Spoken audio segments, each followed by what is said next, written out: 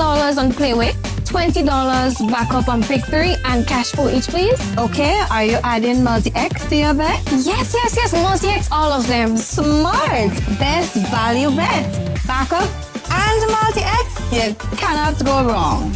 Don't matter the bet, multi-X all of the daily games.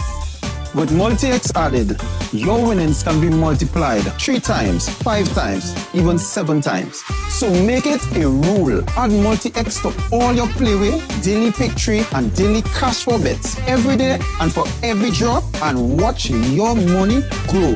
Available at stores and online. You heard it here. Multiply your winnings daily. Must be 18 or older to play. NLA. Make it. Are you a progressive young leader, a proactive emerging executive, a rising professional? Then you need appropriate cover for your vehicle. Introducing the Pro Motor Plan from Beacon. Car insurance that includes free loss of use, windscreen cover up to $3,500, free special perils, free accident forgiveness. Get Beacon's Pro Motor Plan today. Don't procrastinate. Call Beacon today at 440-4447 or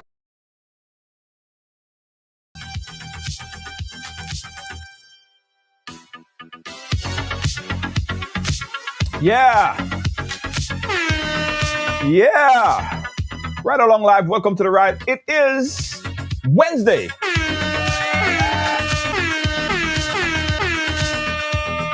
Yeah, man. Wednesday on the ride. Yes. Happy to be here every day. Guys, I hasten to tell you guys this. A few weeks ago, because we are here. And I wanted to bring the great news to you, all our riders, because last week I brought extremely great news to you about our viewership. Now, if you guys have been paying attention, you would recognize that Ride Along Live is always in your feed. We're always in your news feed. Everything, right? Everything right along. But guys, we are breaking record after record. Another record breaking over 900,000 more views than we did last month. So we're climbing to higher heights, right? 10.9 million. And it's a big number, right? Which means that the platform is growing. You guys are sharing. You guys are telling a friend. You guys, whatever you guys are doing, it's working. It's working. Yeah, which means it's a good day to celebrate. And I got to big up our producer, Lois JJ. She works real hard to make sure that I'm here, I'm on time, make sure that we have the guests and everything is just proper. So, thank you so much, riders. Lacey J always sharing and everything nice, everything proper. All right, so thank you guys. Another record-breaking month here on Ride Along last month. And we couldn't do it without you guys, all right? I don't want to say much, guys, because today we have Honorable Andy Williams with us, and we have a lot to talk about, but we do have a lot of time with him because he does have another engagement, so he have a hard stop that he have to do at a certain time, a particular time. So I want everybody to share the program really quickly. Thank you, Sherry Noel. Everybody just share the program quickly, so we can start on the conversation. All right, let me do that as well here. Thank you so much, Sindra. Thank you. Lacey J, thank you. Veronica Sandy, I see you. All right, good. All right, guys, so today, earlier today, we watched a press conference put on by the National Democratic Congress, the NDC. They held the press conference to speak about the manifesto and how the manifesto has been, how they've been dealing with the things that they had in the manifesto and what was accomplished as to date. But that particular press conference ended up to be very confrontational. It was, right? And a lot said, a lot of it is rumored, a lot of that. And we wanted to give an opportunity to speak to the minister, because he was a part of the press conference today, to get his views and some of the things that based on the time of the press conference, he couldn't say it because of the length of the time, and but we brought him here today to speak more, and also to give you an opportunity to interrogate, to speak to the minister himself right here on the program. All right. So we ain't wasting no time because the thing does go. We do have a lot of time. Let's welcome to the platform right now, Honorable Andy William from the Great South, Minister, MP. How are you doing today? I am good, Junior. And how are you doing today? I'm doing good, man. Just chilling, feeling good. You know what I mean? And as I said to the audience earlier, we're breaking records. I'm happy. People are sharing. People are loving us. We're being discovered all over the world. We're in everybody's news feed. So I'm happy. I'm feeling good. That's wonderful, wonderful, man. Wonderful news. Keep on striving. Yeah.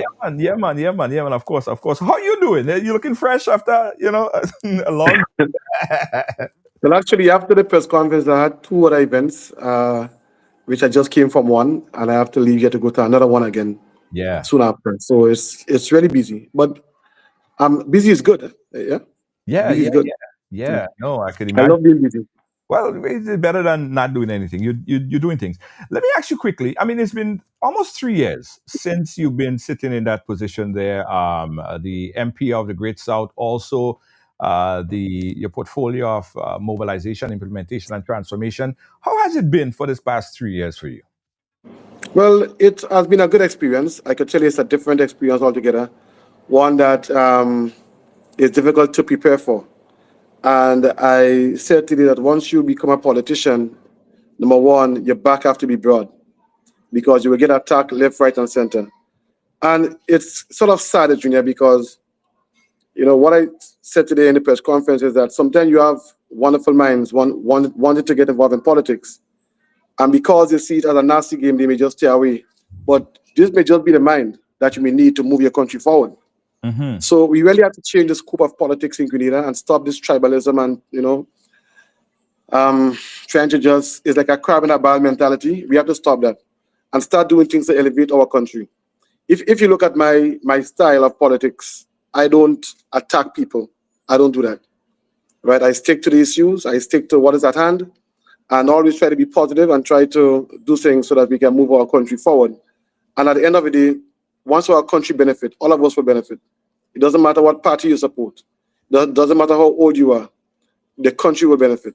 And that is why, as a party and as a government, we are doing our best to try to improve healthcare in our country. We are doing our best to try to diversify the education system, to incorporate more skills in it. We are trying our best to improve housing on a whole. We are trying our best to bring down the cost of energy. Yeah? These are the things we have to do so that our country can strive and be able to compete with the others in the region. So it has been interesting. I am up to the task. My government is up to the task. That my party is up to the task. And now I'm General Secretary of the National Democratic Congress. My aim is to build this party to be a formidable one in the future. And let me just say, Junior, sometimes in this region, you see our party dying with an individual. The aim is to build an NDC that could survive or go past individuals and to build the institution in a very resilient manner so that it can stand, the test of times, 100, 200 years and still be relevant. That's what I want to see from my party. So, yeah. So how do you deal with the criticism and stuff like that? Now you have two very important jobs. First, you were elected by the folks from the Great South, and you were given a position by the Prime Minister, portfolio by the Prime Minister. How do you keep up, or what priority areas for you? Is it that the MP position, you prioritize that, or is it the portfolio? How do you manage? Well, it's all about balance. And for me, when we just came in, I would have given a lot of time to the ministry.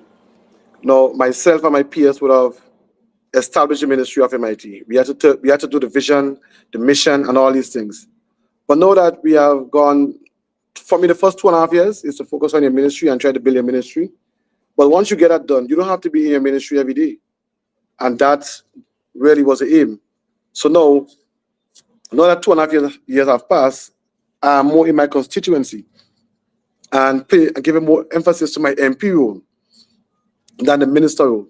Now, of course, we have a PS in our ministry. All ministries have PSs, and we have staff in our ministry. And if you have to be in your ministry to ensure that things happen, it means that you're not doing a good job as the leader of your ministry. For me, my ministry functions without me. I will contact my PS and we will have regular discussions on things. And I take my time from there and spend it in my constituency. Like tomorrow, I see. I will be in Springs. Yeah. I'll be in Springs Plainfield tomorrow from morning until evening, just meeting the people, greeting the people. And if I have time, I'll make a little walk around again to touch hands. Yeah.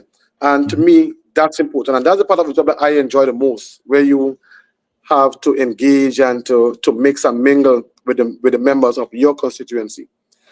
So it's all about balance and knowing the priority. And for me, right now, the priority is the people who voted me and put me in office, is to reach out to them. Of course, Junior and listeners, it's very hard. It's very hard to touch everyone. Sometimes you go through a village, you may see some and you may not see others. Yeah. My constituency is the biggest constituency. We have maybe registered voters probably about 13,000 now.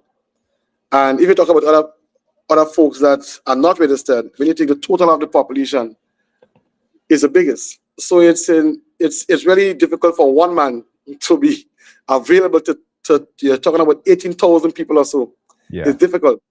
But we have to try. I may not get it right all the time. And the thing about me is that if I get it right and you come to me and say, Minister, I ain't seen you, I'll pop up one time to ensure that, I don't take offense to it. Yeah. Because at the end of the day, both of us have to work together for the betterment of the constituency and the country. Right. So how do you deal with criticism and attacks and do you see it as a criticism or personal attacks? How do you deal with that? Well, it depends. If it have weight, I will reflect on it and see how I can do better. But if it's just like malicious, I don't pay attention to it. And you see, and that's maturity here, Junior, because if I know you will be coming to attack me all the time based on your position, I expect it. So I will not get offended by it. I will not even keep you enemy. For example, the people that was there today trying to make all this confusion, I don't know these people personally. I don't know them. All I know is that they just, because I'm on NDC side, they try to criticize me all the time. So, just 1 minute. Right. So I don't really know them. I don't know much about them. And I have nothing personal against them. I understand the job. They probably getting paid for it, maybe. So they are doing their job. But my job, Junior, is not to focus on them. My job is, the politics is not about me. And that's where we get it wrong sometimes, because we think that once we get elected, it's all about us. It's not about me. So they can criticize me, they can say what they want about me, but I am focused on helping my people in my constituency and Grenada. Yeah, that is why I was elected into office, not by criticism, but by the people who went to the polls and voted for me. So to me, that is what matters. If you and I enter into a contract and we say, okay, if you provide this service, then you get this back and all these things. We enter into a contract and we should stick by the terms and conditions of the contract. So in this case, the contract is, all right, if you go to the polls and vote for me, this is what I will do for you. So it's not responding to criticism was never part of the contract. So for me, I keep focus. And I know that these guys will try all sorts of things to get to me. I know that they want me to respond, because when I respond, it will give it more light or more live. Yeah. Right? Sorry, more live. So I just ignore it. I do as my prime minister. My prime minister do the same thing. They say all sorts of things about him. He just ignore it and stick to the task. And to me, that is what's important. Keeping our eyes on the people, because politics is about people. Yeah. And once we get that, we will understand that nothing else matters.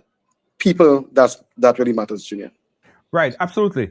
But how do you differentiate, or how do you know when the criticism is not being malicious? Like, I want to look at a clip now, right? Because we saw earlier today, and first of all, let me say this, right? The person, Jenny, who was a part of the press conference today, I may sound a little bit off when I describe her, because she also said something very malicious about my business and that I took very personal, and I don't know where it came from. And she tried to offset my business when it first started. So if I come across in a way, that's because I still don't understand why she did it. I still don't understand why she tried to sink my business before it even started. And so if I come across in a certain kind of way, all you know where that's coming from.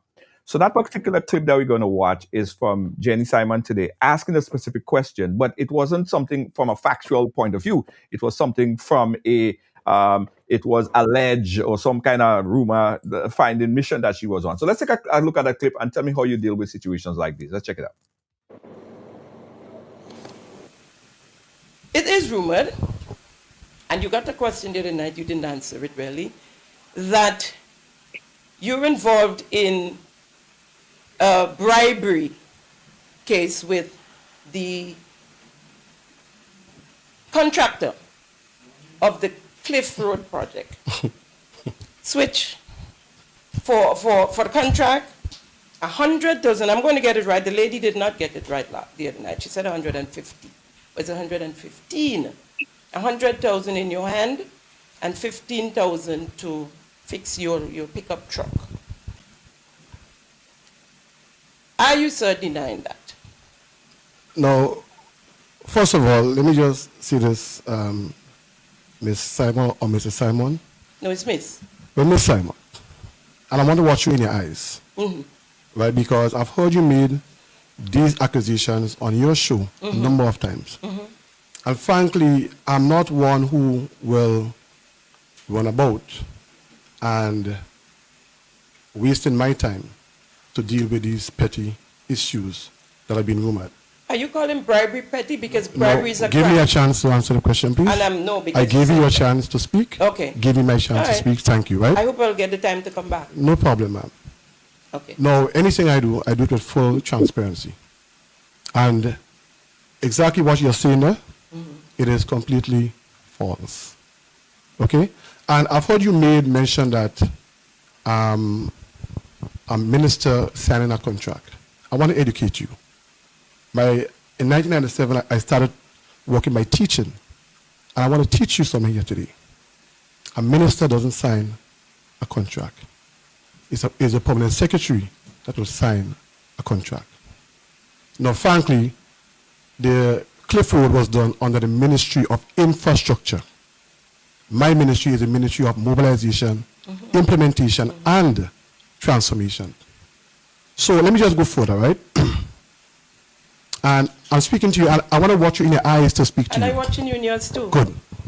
Because, you know, when we enter politics, we understand that, and I've had it, people will say all sorts of things about you. And as a politician, you have to broaden your back. But Ms. Simon, when you do things like that, you know what you do to our young people? You discourage them from even wanting to get involved in politics. Because, you know, someone who wants to give back to their country meaningfully, when they hear your tone and the way how you get on with these things, they may just be discouraged. And, you know, and you're not doing a good for the country. No, the reason why I don't respond to these things is because my constituents did not elect me to take on these foolish rumors that you're making. They elected me to take care of them. And I tell you, if you look in a dictionary and you look for the word focus, you will see A-N-D-Y, Williams. I'm not distracted by these things, never distracted. And I say, do no evil, fear no evil. That's my motto. So, I'm just saying that you can go ahead and make all these allegations and so I will not respond because that is not why I was elected into office. I was elected to serve the people of Grenada, Carriacou, and Peter Matlick, and to serve my constituents, not to respond to these foolish rumors that you are making. Okay. And I'm saying it in the most respectful manner. Yeah. Right. There you go. We had that engagement. First of all, what's going through your mind when you hear stuff like that? Because, Junior, all these people are trying to do is to get me off track. Let me just tell you that. They want to get me off track. They realize that maybe Andy is doing a lot. People is praising Andy, and Andy is making waves. So, and that's what they always do. Let me tell you something. Listen, I study this thing. We have the examples right in front of us, and we have to look at them. When Nazim Bok was the leader of the NDC, it was said that Nazim Bok had 3 houses and all sorts of things. Even Tillman Thomas, again, when he was the leader of the NDC, is what and what they would say about him. Even our prime minister, they would tend to attack him also. They love to attack the leadership of the NDC. And also, they love to attack people that are making strides in the NDC. Now, they are saying these things so that I can respond, so it can give their program more life. Right. You understand? They want me to respond. I'm going to respond now. Then they go say, well, Andy see this, Andy see that, and look what Andy see, and that's what they want. So for the ratings to go up on my account, that's what they want. You see? But Junior, let me tell you something.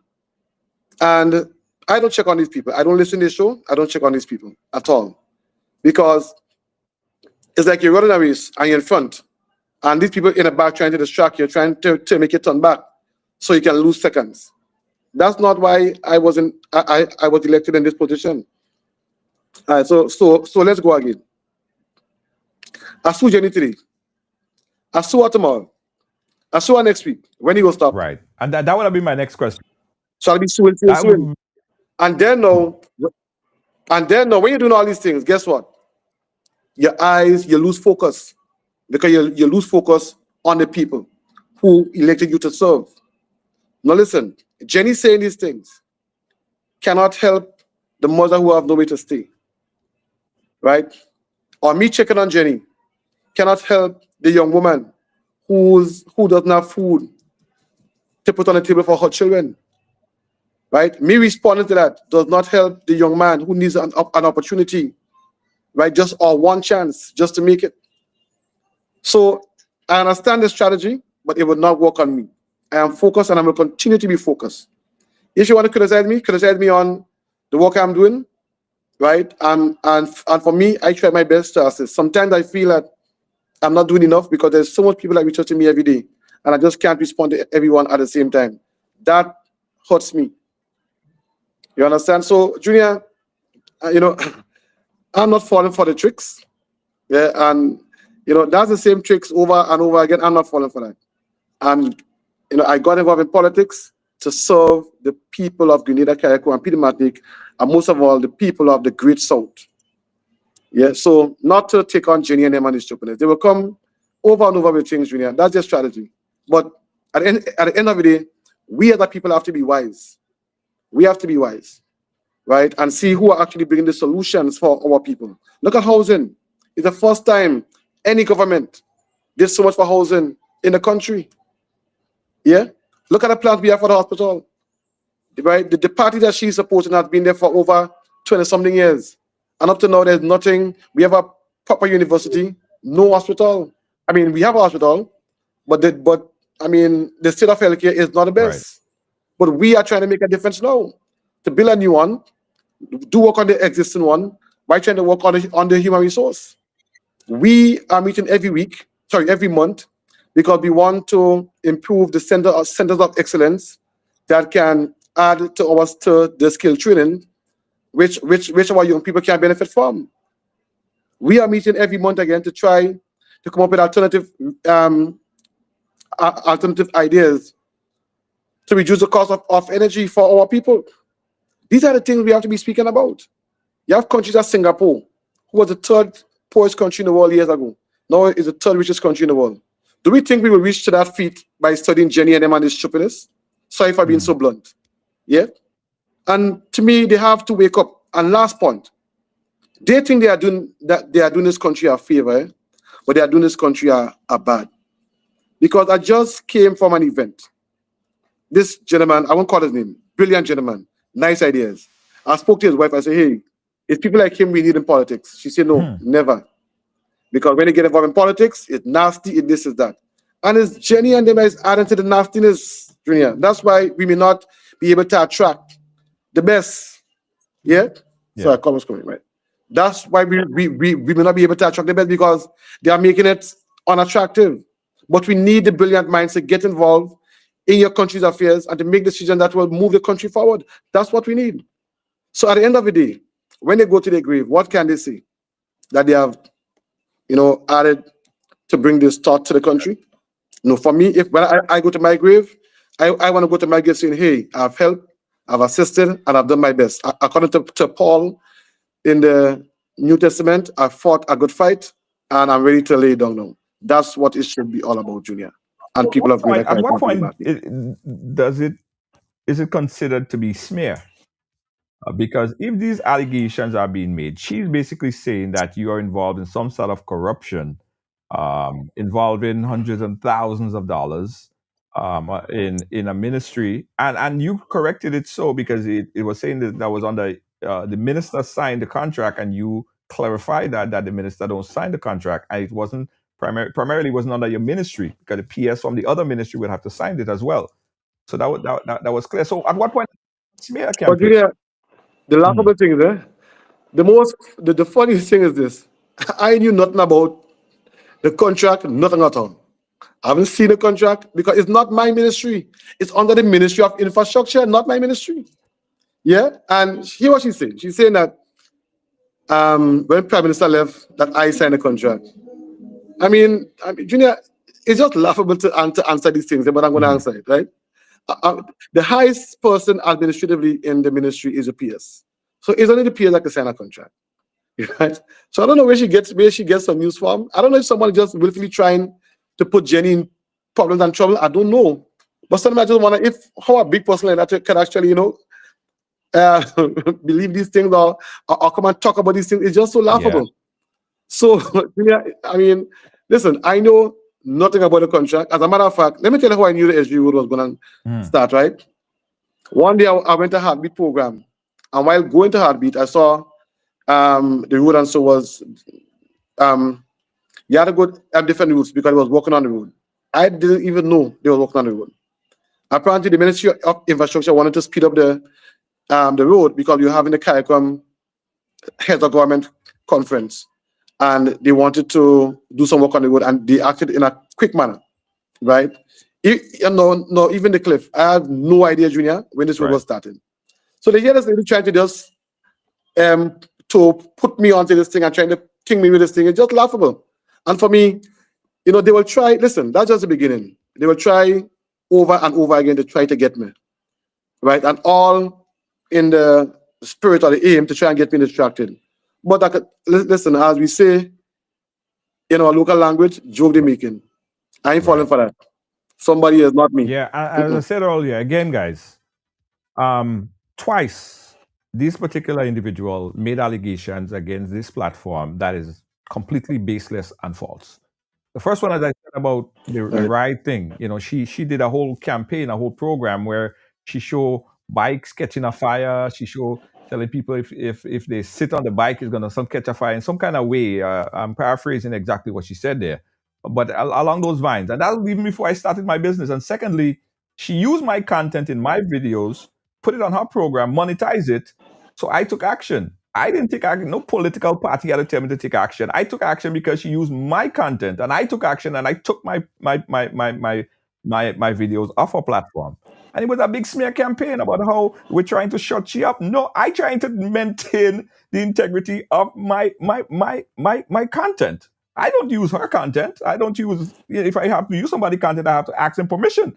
But somehow she felt like she didn't need to do that. So she used it and made a whole smear about how I trying to shut she up and how government trying to shut. I took action against her on my content. So she does this on a regular basis. So I could understand where you're coming from. She did it to me on 2 occasions, right? And the clarification on the case involving the UK SIF. Explain that to us again, one more time. No, everybody like to hide things behind COVID, eh? Yeah. No, they got a grant in 2016. Up to 2022, nothing was done. The UK government came and said, if you started the project, they would have left us with the money. But the fact that you did not start the project, we are going to, well, because of the economic situation in the UK, they were going to take back the grant. Now, it happened that they took back the grant. We went back again in 2023, and we got the grant over, right?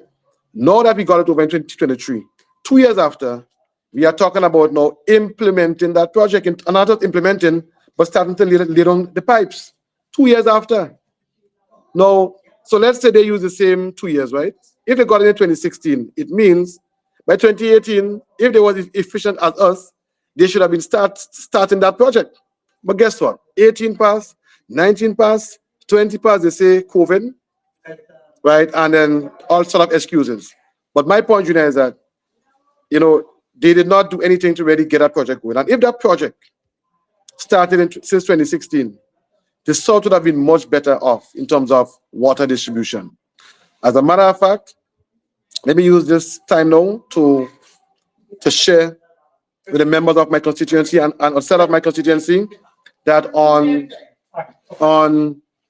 Monday night, with Monday, we will be doing a tour of the constituency. Because sometimes you hear me talking about things and you see it on Facebook, on TV and so on. But it's important for the people in the constituency to actually go and see for themselves the improvement that we are making in the constituency. Right. So the license center building, we have started to paint the building. And Junior, people have to see it. Even we are putting a water tank in Montrouge, that's up by Kwankai up there. And that water tank is a 500,000 gallon water tank. That water tank will be feeding from Concord, and it will be distributing the water to places like the Limes, Frequente, Gallants Valley, Montu, just name it. We are running pipes now, Junior and listeners. We are running pipes so that we can improve that network. And going forward in next year dry season, the only how you would not get water is if Nawasa doesn't have water in the dams. Once you have water, the improvement in the distribution network would enable you to get water. Doesn't matter the terrain, it wouldn't stop you from getting water. Now, this is an important improvement because when I was going to school, as I said, once you say you're staying in Ghana, they say, oh, you doesn't get water. But now we are changing that. That is transformation. Water is the most essential thing in life. Yeah. So I want to bring the constituents around and people around. Let's visit those sites and see what's actually happening in your constituency so you can appreciate it even more. Right.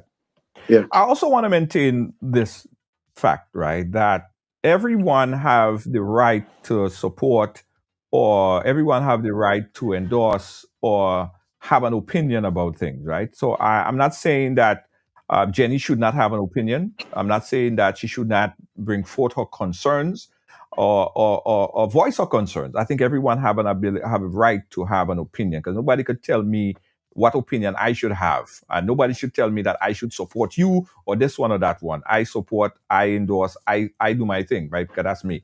But at what point do you think, or how do you gauge or weigh the level of journalistic integrity on the island? Because first of all, I will be the first to tell everyone I'm not a journalist, right? I'm not a journalist. I'm a vlogger. I'm an opinionated person. So I give my opinions on things.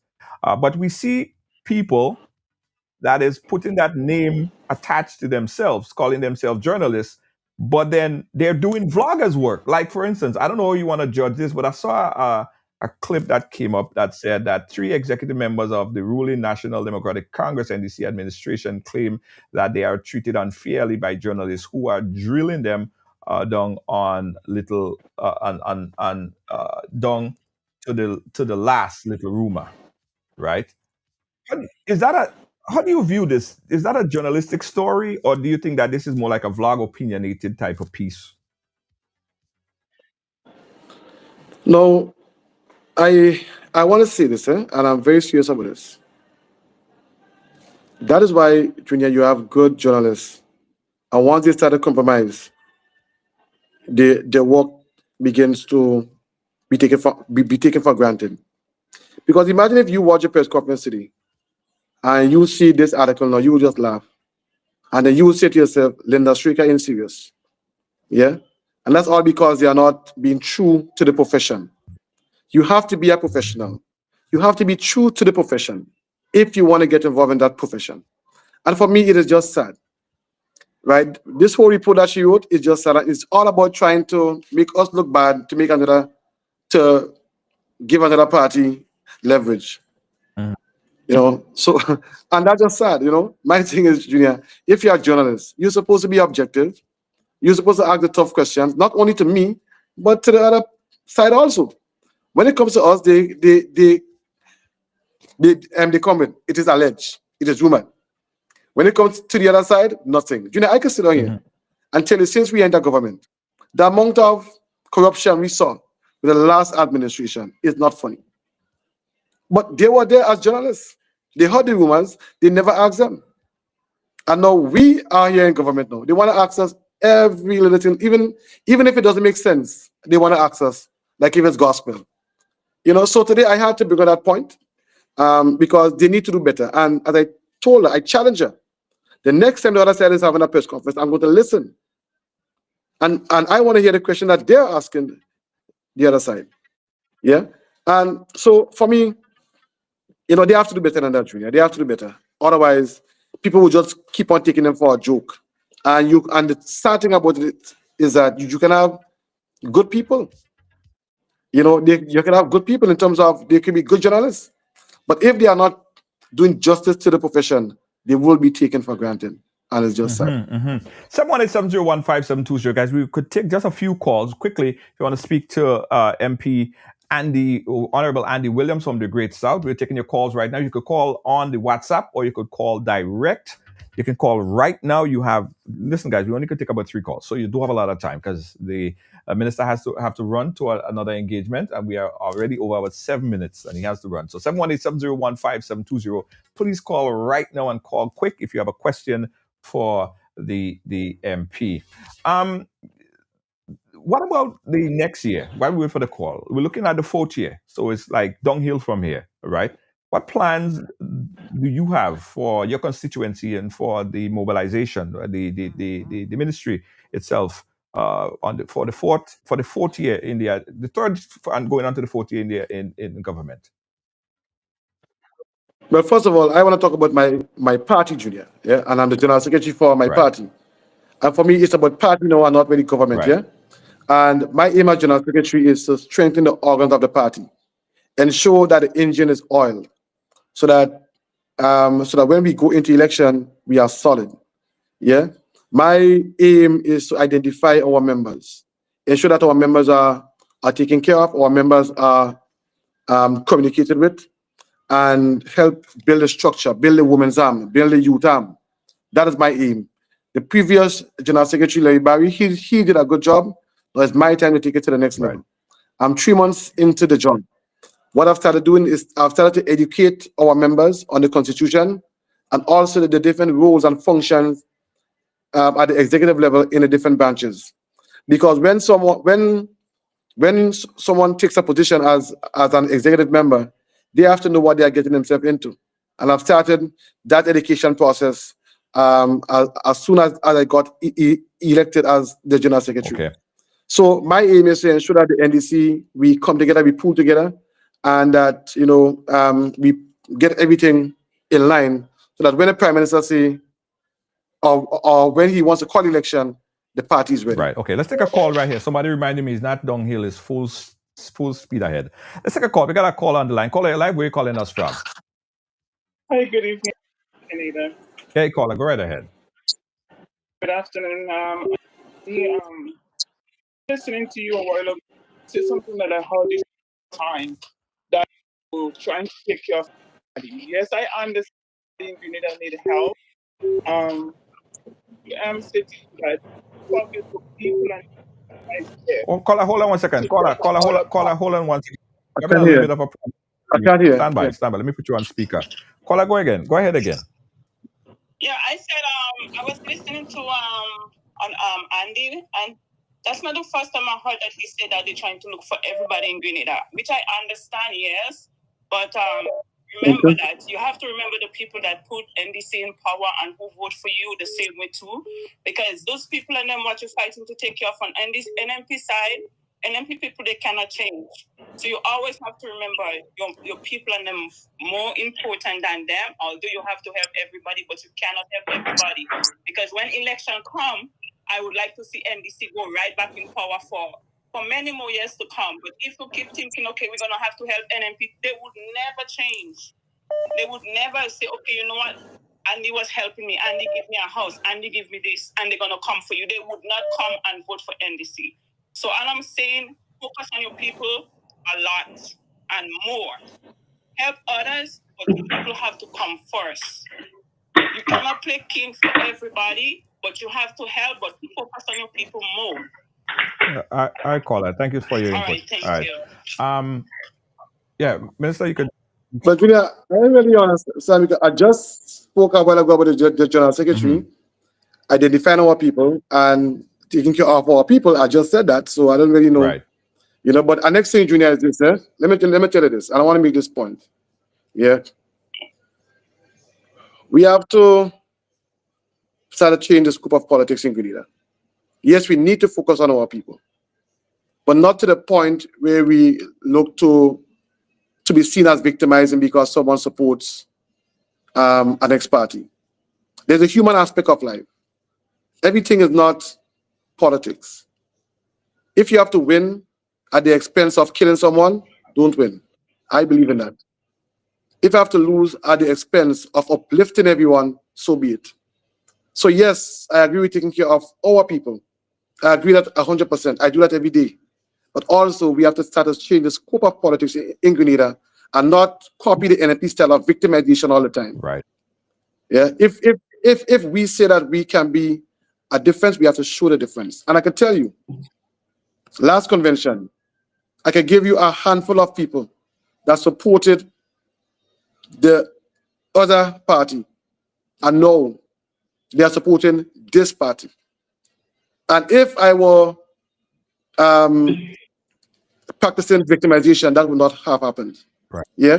So I'm saying, you know, we have to balance it at the end of the day, not just look at one side, but look at all the sides. But me, I try to take care of my people. I can tell you that, honestly. We got another caller on the line. Caller, live, where are you calling us from? Call on the direct phone line. Go right ahead. I'm calling from Canada. Good afternoon to you, Junior. Hey, good afternoon, caller. Go right ahead. Good afternoon to you, Honorable Minister, 24 hours hard working and Williams. Good afternoon. Thank you. How are you today? Happy Wednesday to you. Thank you. I'm good. Okay. I'm good. And how are you today? I'm calling.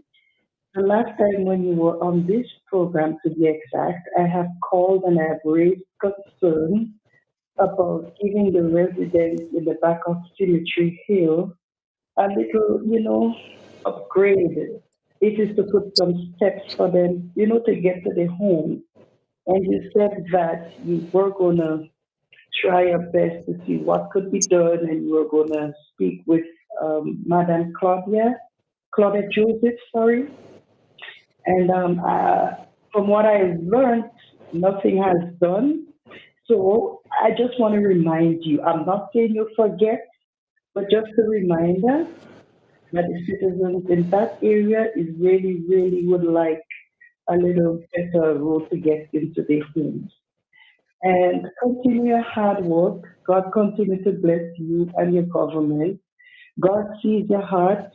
God sees the government's heart. And the criticism will come, but just know that there is the man above who will continue to carry you and the government to uplift the lives of the Grenadian people. Have a good evening. All right, thank you, caller. Thank you so much. Thank you so much, caller. Thank you. Let's go to this other call right here on the WhatsApp. Caller on the WhatsApp, go right ahead. Good afternoon to your guest, Minister Andy Williams. Yes. Keep doing what you do. Mr. Williams, it's good to hear you talking about the constitution of the NDC and the importance of it. The constitution of the NDC and the practice within the NDC must be consistent. And in that regard, a person is a member of the NDC whether they pay in dues or not, based on the constitution. And within the NDC party, there is discrimination at this stage with regard to persons who pay dues and who don't pay dues. I know what I'm talking about. So, for example, if you don't pay dues, then you're not allowed to vote. But you're allowed to receive information, you're allowed to participate in many cases. And that's within the Constitution. So I certainly hope that you will enforce it. But adding to that, I think there is a need for more hands on deck, because I'm hearing today, not from you, but I heard from a gentleman who was on a program Tuesday, he talking about I. And I hear other people talking about my constituency. Well, it's not your constituency. It's not my constituency. You're representing a constituency. It's not your own. So please try avoid saying that word if you do at any time and your colleagues, because you're representing people. It's not your constituency. It's not your car that you buy. So you're representing people. The final thing, so, is that the government needs to take a critical look at who we have in senior position. Imagine, not on the question of an electric pole owned by Grenlec, somebody at a senior level is telling me personally that once a prominent secretary signs an agreement, you could take it to the bank. When that agreement hinges on the question of the removal of a pole temporarily, I don't know if the person think I was a fool or if the person really didn't know. But the government needs to take a very good look at the people we have in positions of authority, because you're getting a lot of blame for people who, in my opinion, might be wrong. Right. Because I don't know the individual personally. You might be wrong. People who are incompetent. And there's another issue. Caller, make it snappy because we really have to wrap up. Caller, caller. I heard a senator. Yes, I'm going to be brief. Yeah. I heard a senator saying that the reason why a pole was not moved in the construction of the Bonnet Bridge project is because of the landowners next door. That is not true. Absolutely not true. And I have the facts. I don't wish to go down that road. But you see, if we're proactive, that would not happen. But the senator is young. He's trying his best. All right. Thank you very much. Thank you so much, caller. Thank you so much. Care to respond, MP? Well, let me just respond on the constituency one first. When someone says my constituency, I think it's a good thing. It shows that you're taking ownership of the constituency. Here, that someone saying that constituency or them or so, it shows that you're kind of hands off. So for me, saying my constituency shows that you are taking responsibility for the constituency and things that happens in the constituency. For me, the South, this constituency, I try my best to own this constituency. I go to bed at night with the constituency on my mind. And what can I do to improve the constituency? That's in my head every day. Yeah, I always be thinking, what can I do? So that's one. The other thing that was discussed in terms of the minister and the poll, and so I don't really know much about it, so I don't want to talk much about it. But the Constitution, you can be a member, but when it comes for voting, and so you have to be a paid-up member, and it talks about that. Yeah.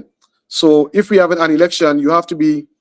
The Constitution will, or the chairman will give you, or the branch will stipulate the time given to before you can pay to be a paid-up member, so that you can take part in the election process. So everything is there, and we follow it. My job as GenSec is to enforce it and educate our members on these things, and that is what I'm trying to do. Let's go back to another call real quickly. Fast and Furious caller on the phone line. Go right ahead. On the WhatsApp, sorry, go right ahead. Hi, Junior. Hi, Minister. Well, I mean, my voice is very conspicuous. Yes. Minister, I just want to give you your kudos. You and your team, the other MPs, you all handled very well today. So big up you on that. Junior, I just want to say something, right? The previous caller, let me just set the record straight. Last week in the town hall meeting, I said specifically there was an issue with the landowners and they had some consultation. I did not know what the result of the consultation, that is what I said. I never say because of them they didn't move the pole. I never said so. You understand? So categorically clear. I said they had some issues and there were consultation. That is as far as I know. You understand? So that is the second or the third time that I'm hearing the gentleman calling and make those accusations. Please stop it. Okay. All right. Okay. All right. That was Queen's Britain there, setting the record straight, as he said. There. All right. Moving fast and furious. Let's take another call quickly on the phone line. Caller on the phone line, and then that's it. We have to go. Caller last. The MP have to go. Caller, go ahead. Make it snappy. Hello?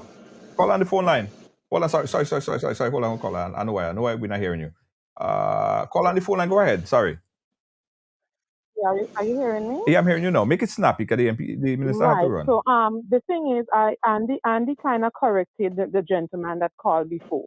Now, Right. a teacher in a classroom would always refer to her class. She would refer to her children. Does she have 30 children? No. So showing ownership, Andy, just go ahead and do what you have to do. May God continue to bless you. You would meet criticism, but as you said, focus. That's the word you're looking at. Politics have it up and it's down, but don't let people distract you. Do what you have to do. This is your constituency and be proud to represent your constituency. Grenada is our country. Should I say no? It is our country and represent your country. All right. Have a good evening. Thank you, caller. Thank you. Thank you. Closing word. We have Thank to you very much. make a quick dash. Right. So I just want to thank you, Junior, for inviting me to this program, and I want to thank the listeners for having me also and for listening to me. Grenada is very dear to my heart, and this is my country. I will do whatever I can to improve and to help our country. In this 100%, there's no part of me that is not in this. My aim is to do my best to really improve our country. At the end of the day, that in itself will be satisfying for me. Some people may say, Andy, you win already and all these things. My aim is not, yes, we are here to win, but to me, it's a bigger picture. Yeah. The biggest satisfaction for me, Junior, and listeners, is to, after next election, win or lose, is to walk around my constituency and see the difference I've made in my constituency and in this country as a whole. Yeah. So I just want to also encourage everyone to keep focused. Don't be distracted by the naysayers and those who are just there or getting paid to stir up trouble. Let's focus. Let's be on track. Grenada belongs to all of us, and we all have our part to play in the building of our country.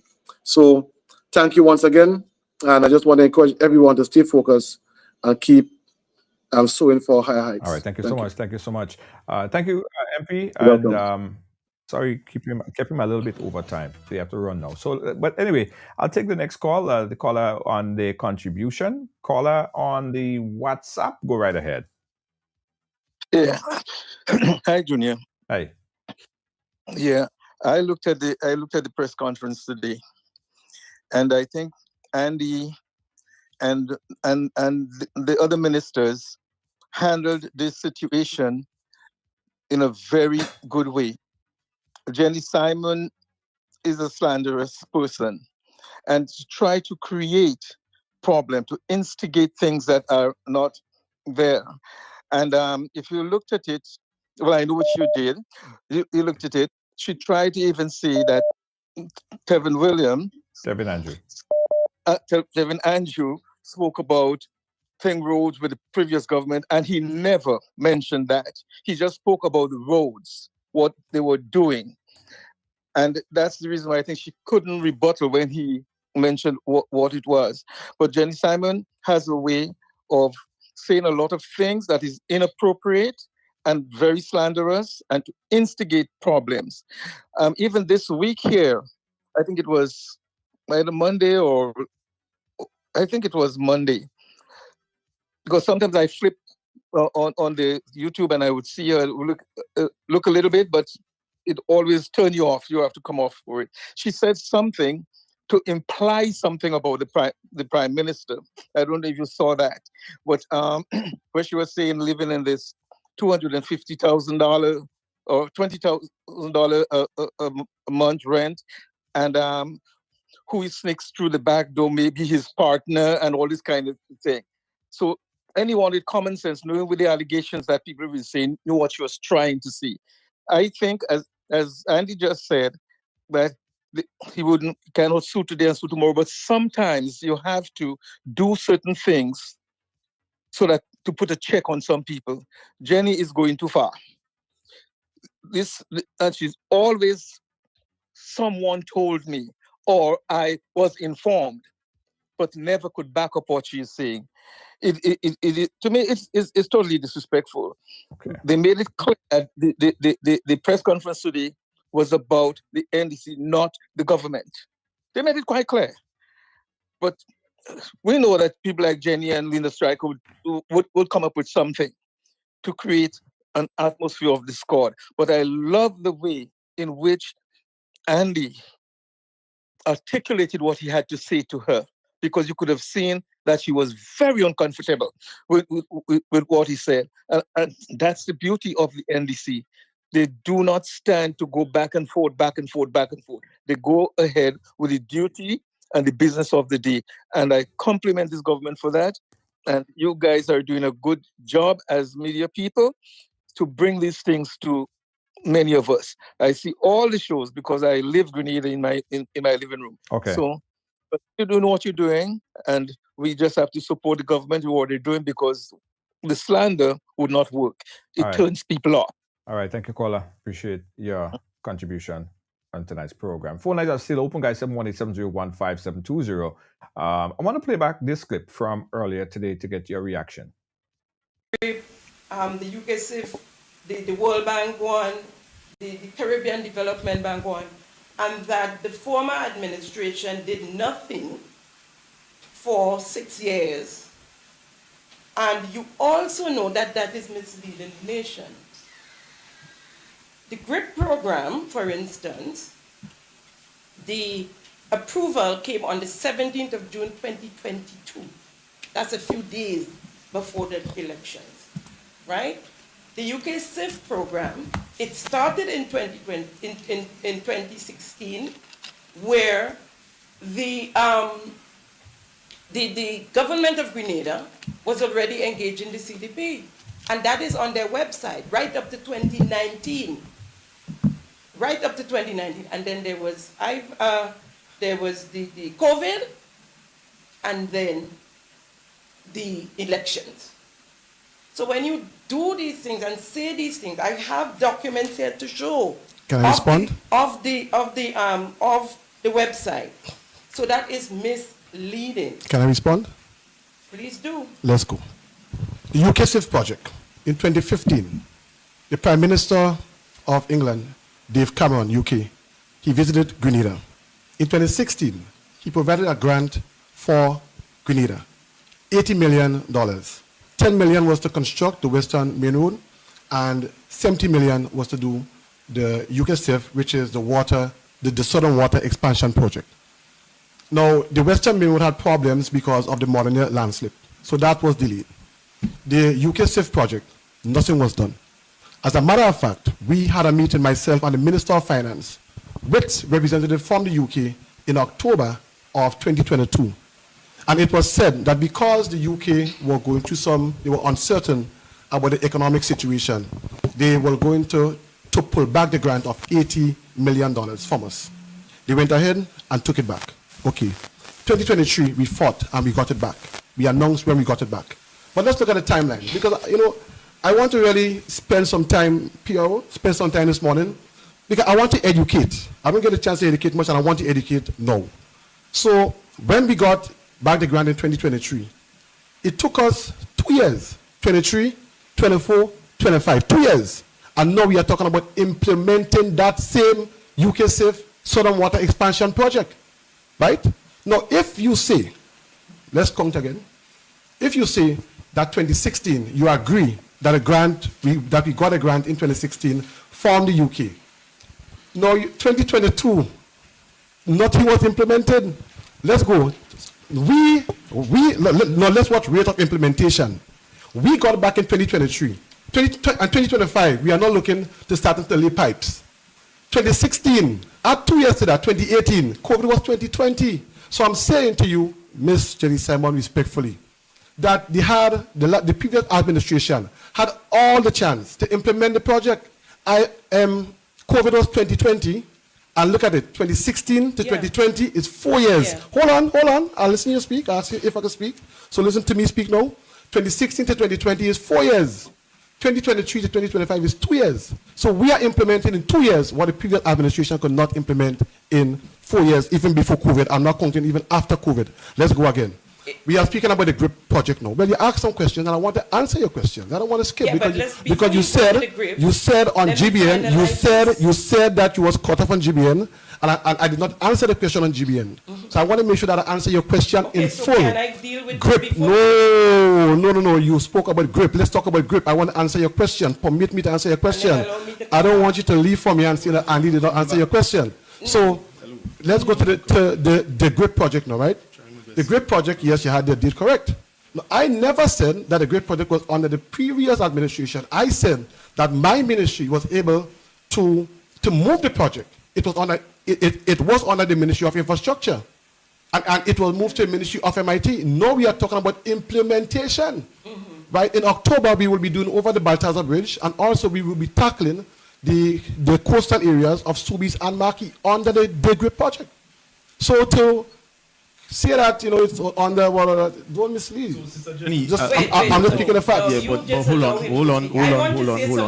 Yeah, but Sister Jenny, hold on. Wait, no, but you have to wait. This is not a political debate. I'm saying to you, this is the National Democratic Congress press conference. Before implementation, there are processes. Sister Jenny, hold on. And that is what happened. Hold on kindly, please. In 16, Sister Jenny, you have your platform. You can go and talk there. You don't just implement. Sister Jenny, you have your platform. You can go and speak there. The pipes are laid. Listen, could we cut this mic, processes. please? Could we cut this mic, please? Sister Jenny, is either a stop or just calm yourself. Right Along Live.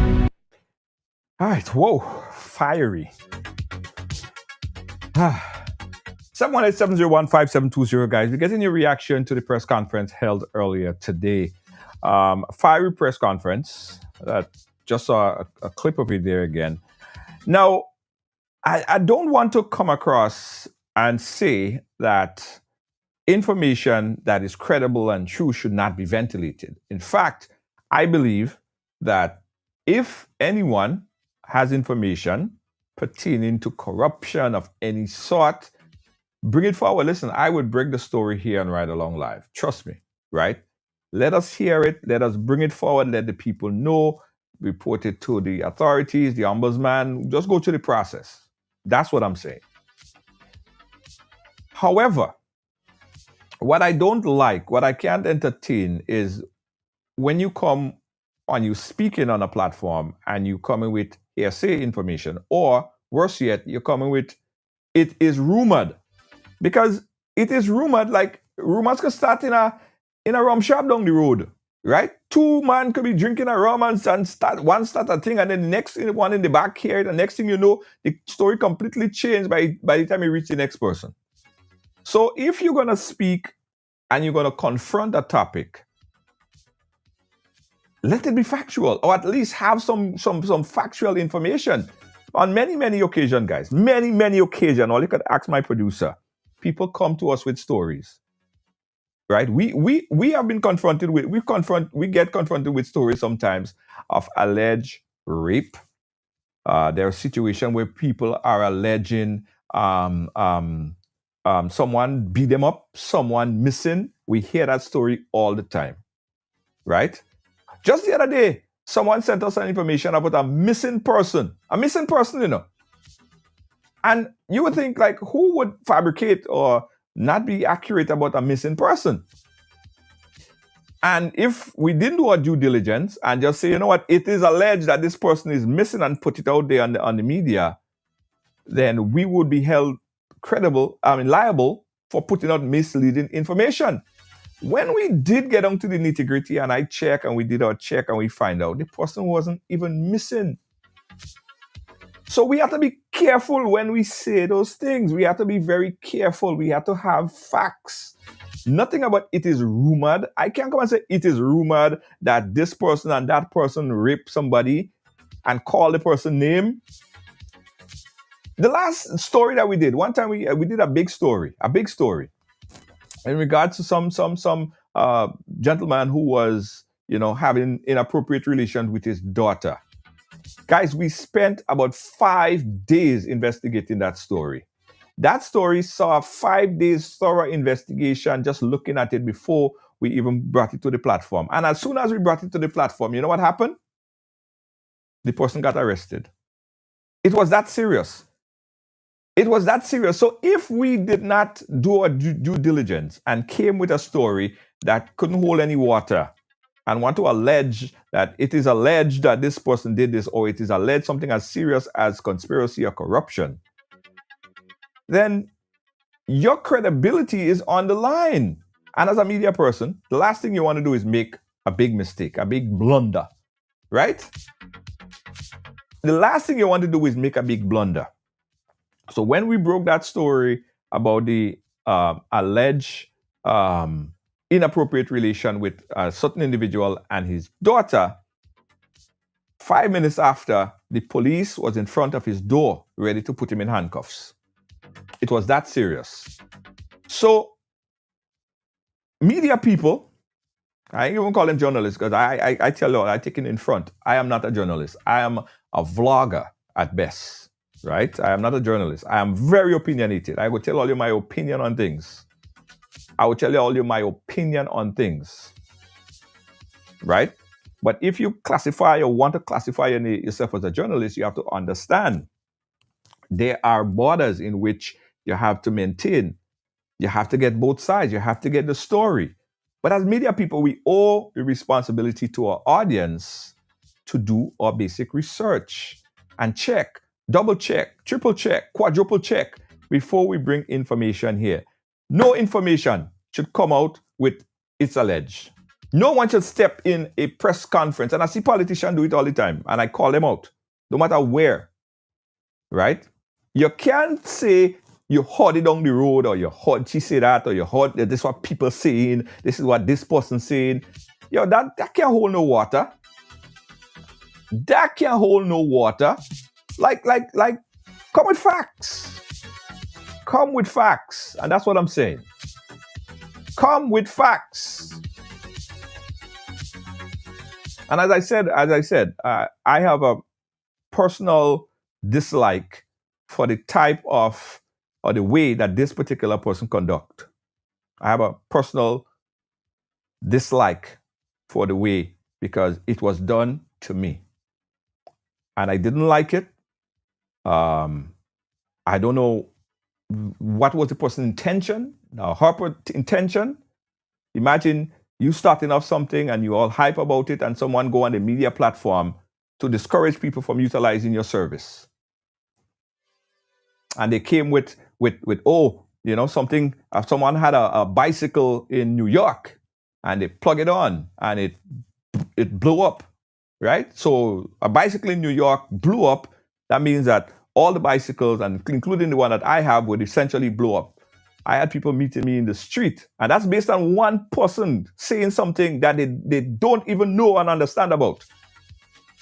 In a media platform, people meeting me and asking me, whoa, this thing gonna blow up from under you? Not even understanding. And that's why media people need to be responsible. That's why media people need to be responsible. Politicians need to be responsible, and they're not. Sometimes they hold us at a higher level than some of the politicians, and they are elected. They're elected. They're not responsible. You have to be responsible. Because the minute time I come on here and I say something, people hold me to my word. They expect me to tell them the truth. Because that could start riots. Let me tell you something. One media practitioner could go on the air and say something and start a riot. I could cause persons not to shop at a particular store. I could cause people to stay home and don't go to school. I could cause people to stay home and don't go to work. Just about the things that I come and articulate here to you because of the power of this little microphone on my chest. And that is the responsibility that we owe to you. I can't come and lie to you. I should not. But I expect that if you have a difference of opinion than me, confront me about it, yeah. But one thing I could guarantee you guys, and I want you guys to pay attention to this. I want you guys to pay very close attention to this. People who masquerade themselves as journalists. Again, I am not a journalist. I am a vlogger at best. I do a program here. I'm not a journalist. I never studied journalism. None of that does not apply to me. I'm not a journalist. I'm opinionated, right? I'm a vlogger at best. But people who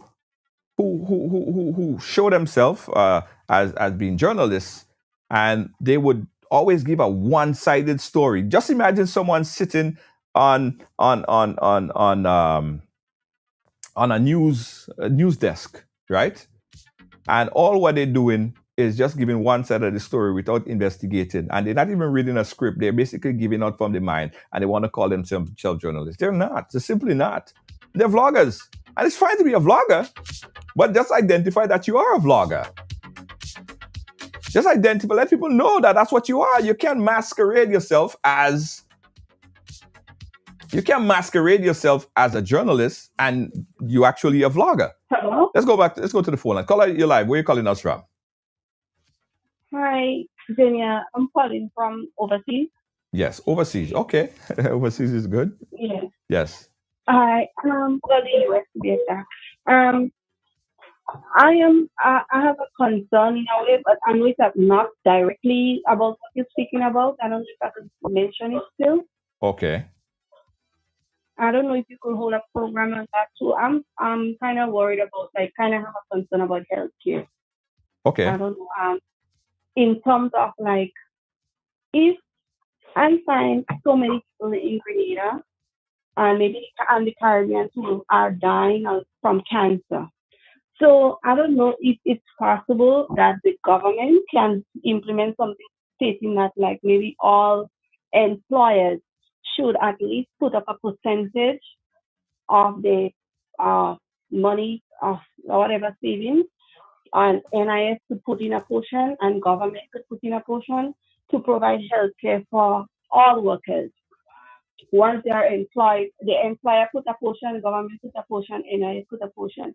And each year, individuals can get a proper medical screening checkup also, because I find by the time somebody find out they have cancer, like they have like maybe 2 months left to live, Right. so many people are dying. It hurts me. Yeah. Honestly, it really hurts. Caller, So I don't know if there is something that the government can start. Go ahead. Yeah, I understand the frustration on that, but keep in mind that your healthcare is a personal responsibility, right?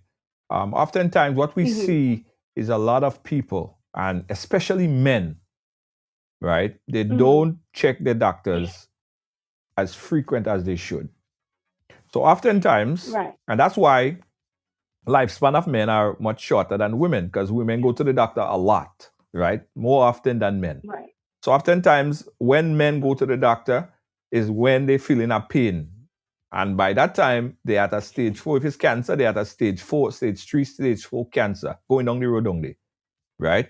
So healthcare is a personal responsibility. No matter how much legislation could put on the books, government cannot mandate people to go to the doctor at a certain time. You have to have a personal responsibility as an individual to check your doctor. Right? Right. And sometimes I don't mean it in that terms. yeah. No, go ahead. Sorry. Go ahead. I didn't mean to cut you. Go ahead. No, I don't mean it in terms like mandating them. There is a lot of individuals. Sometimes I speak to them and I ask them, well, sometimes why you don't go to the doctor or whatever. Sometimes a lot of them say the money they get is not even sufficient to live on. They barely have enough. And many people relate that. They barely have enough. Much more to want get like a medical screening, like a breast check or something like that. They don't have enough money unless like something really they have a dire pain or the urgent pain that they pay the money to go and see the doctor. But a lot of them say like the money is not even sufficient. Right. A lot of the medical tests that they have to do is costing a lot of money and they don't have it. But caller, if you have cancer, right? In most cases, you find men, especially black men, have all sorts of different cancer. But if cancer is caught at an early stage, your chances of survival is very, very high. Very, very high. Yeah. Right? Yeah. But that's the problem, right? And I saw someone put there that healthcare is a human right, right? I'm not saying that the Right. government should not provide proper health care. We're talking about individual checking on themselves, going and do a checkup, a basic checkup.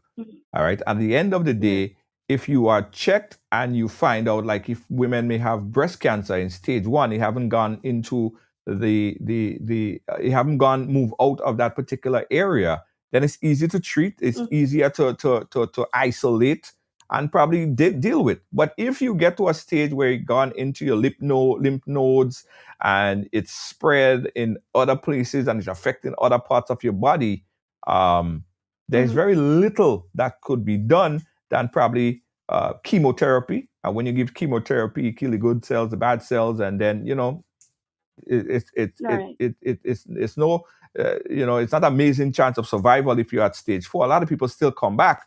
But what I'm saying is we need to check our doctors. Probably they need to put out more advocacy. They need to put out more information for men to go check themselves more frequently and to deal with their health. But that's a very important topic. We will touch more on it in the coming weeks. But I thank you for bringing that up, because I think it's important that we continue to talk about that. Yeah, really would like that very much. Thank you so much, Mr. Thank you so much, caller. Julia. All right, thank you. All right. Yeah, folks. And here's what I say in reference to it's off the topic, but nonetheless, it's important. The important thing to add that women, we already know that you frequent the hospital, frequent the doctor. So if you have a boyfriend, a husband, someone that you're with, and someone that you love, probably you could help them. Take them to the doctor. Take your boyfriend to the hospital. Remember, there was a promotion one year. Roy Hastick, he was promoting that to the Brooklyn, the Chamber of Commerce, and he was advocating for women to take their husbands to the doctor, and that was a good promotion, because women, you already going to the doctor, you already checking yourself. Bring your boyfriend along. We got another caller on the line. Caller, you're live. Where are you calling us from? United States, Brooklyn. Brooklyn, New York. Go right ahead. Yes. I know it's an off question, and as you want it, I would just say, Junior, I think sometimes we have to take charge of our health as individuals. I mean, back in Grenada, you have free clinic, as we see, right? Right. So you can go to your medical station, you can get, the paper from the doctor, you could go to the blood test. My thing is that family helps family. So even if you come up with the point that, okay, you don't have all the money, I know they have social services which would assist you with a blood test. So we have things in Grenada that we can get assisted. But I think that some people, we are just laid back, some of us. And eventually now we maybe start to blame the government or start to blame the representative, but we can take charge of our health. Go to the normal clinic, and you know that, Junior, you walk to the clinic in Granbra, you know this kind of thing. So you take charge of your health, and what you cannot do, you get help to do it. And I'm sure that if somebody comes to you and say, listen, I have a test to do, and this is how much for it, somebody would help. Grenadians are helpful people. So we have to take charge and not looking for a workplace to put up some insurance so that we can get, it's good if we can get other, if you understand what I'm saying. Right. But on the other hand, we have to take charge of our health, which is very important. You have to do for you, and others, God help those who help themselves. So Absolutely. Thank you so much. So we caller. have to start from where we are. Absolutely. I totally agree. Agree. All right, caller. Thank you so much. Got another caller on the phone lines. Caller, you're live. Where are you calling us from? Hey, what's up? Hey, how you doing, my friend? Calling from. As the lady was saying, just to reiterate, to strengthen the point, most of the time, people wait until the last minute, especially Caribbean people. Caribbean people just wait until the last minute when nothing can be done. Then they say the hospital and do nothing for them. Yeah. And that's what I say. Then they'll say like, then that's when they're looking to fly out now. You can't fly no more. Yeah. You can't fly no more. I know, and we know of many cases when the cancer really take root now, that is when they want to fly out. Yeah. But it's too late to fly out them time. It's too late. Watch out, Junior. Men does have to go to the doctor. You understand? And if the doctor tell them they have an appointment Thursday, they call the doctor. They call in the doctor office to tell them they can't come Thursday. They go come next week Tuesday because they have to work. That men doing that, you know. Yeah. Yeah. You understand how we does so as you said, people are making it happen to themselves. You're supposed to have a yearly checkup all the time. From eye to nose to teeth to sugar to but what you find sometimes, and we see society in our society.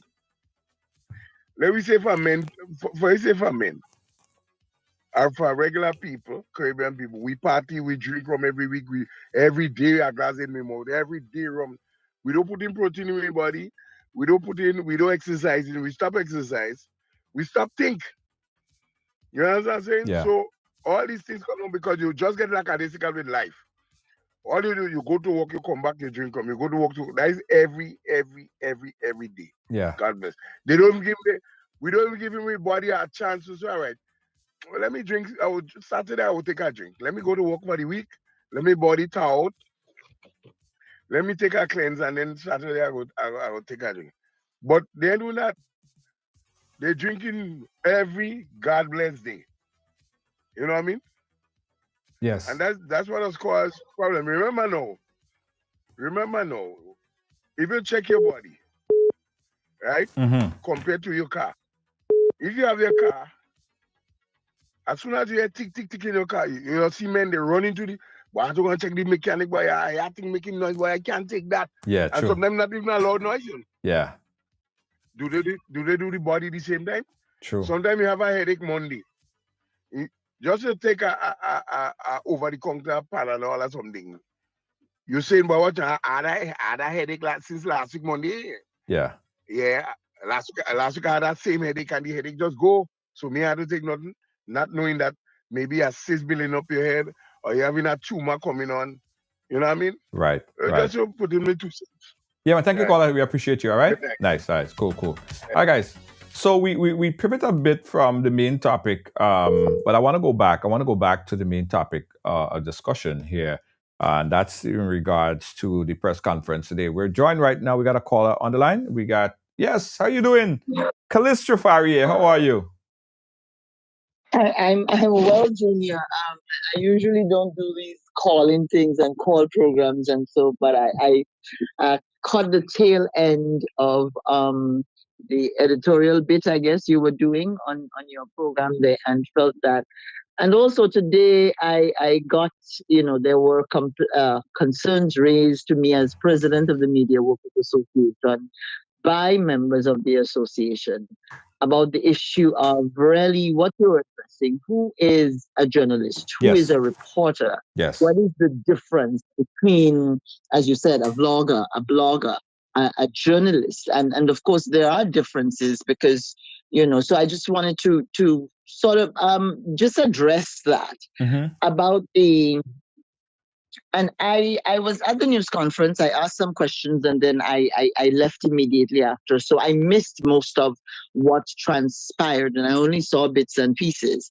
And I think there were a lot of comments under the various live streams that some of my members feel like they were being attacked and being lumped into, or the media has performed that way, or the media has not performed that way. And the Media Workers Association, for instance, we have strict guidelines about who can even be a member of the association, and we have different tiers of membership. And one of the things I want to say is that political activists are not journalists. There's no membership. There's no membership accommodation for partisan political operators or whatever they are. Right. And And I think, but it's not just the political, the people with the political spin, but also because of the internet. There are lots of people who you get information, you throw up someone's picture and you put information out there without verifying it because you want to be first. That's the nature of this whole internet social media culture. In journalism, we have a mantra that we live by, that we don't have to be first, we have to be right. Being correct is absolutely important. It is the lifeblood of the truth and being factual and correct, because as you said, we can take a nation down if we do our jobs badly, when we don't intend to. And it's about objectivity and impartiality. Those really are the pillars of journalism, being impartial and being objective. All right? And there's a difference between us and activists who interpret facts to suit their agenda. We interpret, we contextualize, we convey nuances and that kind of thing, whereas the activist role is aimed at influencing and swaying things a particular way. We have to allow all voices, even the activist voice, if the activist is part of the story, to be heard. And so I just want people to understand the difference. And I want to also say here, while MWAG are members, our journalists in Grenada, we are continuing to try to improve ourselves, trying to improve the members of the media who require improving, because it's always a work in progress. Right. To do this job properly, we have training programs coming up for our members and so on. But even with that, there is a separation. Sometimes people criticize us because of how they feel we do our job. And I think it is because of a misunderstanding where, if I'm asking, for instance, today at the news conference, I had a photograph that I took in Carriacou a few months ago. I showed it to Minister Andrews, and I asked him a question about discrimination in the distribution of resources up there. This is because this picture was taken like 2 months ago, right? And what came after were real people giving me real examples and giving me their stories of what was happening. That was their side of it. Today I saw his side of it. And that is how it is done. I could have thrown up the photograph and I could have made wild claims about discrimination, but you have to verify these things. And asking him the question was part of the process of what media people do and how we do it. And so we don't have a system of accreditation, a solid system of accreditation where people would look at your ID and determine who gets into a news conference or who doesn't. And members of the public can attend a news conference. It really just does depend on the hosting organization and who they want to allow to ask questions in the news conference. Right. However, but Scalestra, stick up in right there. What that does is, at the end of the day, it gives MWAG a bad name. Because if those things are not articulated properly, members of the public will think anyone with a microphone or anyone that has a platform is a journalist. And even if when they go out like in a press conference, or they admit it into a press conference and they act the fool, they politicize, they swing, all of that stuff to fit their own agenda. People look at it as, what happened to the media workers or the journalistic integrity of these people? But Junior, understanding. I mean, one of the things that we will try to do. Media Week is coming up from the 14th to the 14th to the 22nd of June. We're going up to Carriacou to launch Media Week with a church service. We're going to plant some trees, make some donations, and so on, and do a couple of things. One of the things that we want to stress during this week is to be able to get some information out there on who we are and what we do as journalists. Yes. All right. Now, the Media Workers Association is a press freedom advocacy organization. And part of that press freedom advocacy is ensuring that our members are on the ball and that we're doing the thing the right way. Because if we're not doing it the right way, we also have a problem for democracy and the problem for freedom of press, of the press, right? Right. So we're going to try to get some information regarding that out there during that week of activity. Good. And continue and going forward. But who is allowed to ask questions at a news conference really is not up to Media Workers Association Right. or any media house. I absolutely know It is up to the people who are hosting the news conference. Absolutely. But what I'm saying is that's why accreditation plays a big role. So if that have to be expedited, I think that's something that needs to be done like as soon as possible, because without accreditation, then you could say, okay, well, this person doesn't have a journalist ID. They're not a journalist per se. They're representing their own entity or their own whatever. So they cannot be. You cannot blame us or the whole organization or the entity or the MWAG for this person and whatever agenda they come with, because everyone is saying now, okay, is Linda Straker a journalist? Is she coming with a certain swing, a certain agenda? What she wrote, did that come from journalistic integrity? People saying, well, what is Jenny Simon doing there? Is she a journalist? Like all of those stuff. And then saying, well, what happened to journalists in Grenada? If someone from Barbados is watching, they'll be like, what journalists? Junior, I hope no one asked what I was doing there. No, well, you, I listen. I give you real kudos, Callistra. I believe that you are one of the best in the business, best that ever done it. I think that you come from a very partial place. I don't see you swing. I think you come with the hard questions. You're very fair, right? As I said, I am a vlogger. I never claimed to be a journalist. I never sent in an application to MWAG. I am a vlogger. Right? I'm very opinionated, right? And I'm not a journalist. And I think that needs to be clear and people need to understand that. So the week of activities that you're doing, it will be very important to articulate that who are journalists and who are not journalists. So people could identify. And this is a conversation that we are having. This is a problem that we recognize because of the proliferation of, they call themselves citizen journalists as well. I think that's some sort of term that they use. They are there and you can't stop them. MY can't stop them. The only thing we can do is try to make that distinction clear. Yes. About what we do. Yes. And what other people do. Absolutely. All right? There are people who are vloggers and bloggers and so who are legitimate because they do the job properly.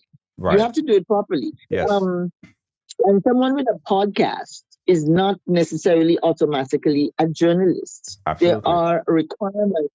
There are standards, there are ethics that you have to follow. And I talked about them earlier, about balance and being fair and being truthful and verifying information. And it's so important to verify information. People call you and they tell you things and they expect you to just go with it. And they get upset when you say, well, no, I'm sorry, I'm going to have to check this. Yes. Because you have to check it. And you don't just check it with a second source. You check it with a second source and a third source. And you make sure that the information is solid before you put it out there. Absolutely. Because, Callistra, right on this platform right here, we had about 5 or 6 different people arrested based on story that we ran here on the platform.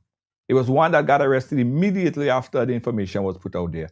We spent a whole, probably about half a month on the story, right? We could have came out and say, it's alleged or none of these things and all of these things to create a hype or sensationalize the whole thing, but that wasn't the facts.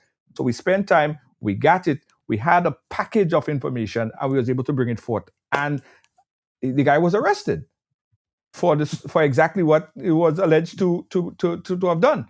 That is important for anyone who walk around and have a microphone, not people that just have a platform and have no responsibility or don't take no responsibility for the microphone that they have and the voice that they have.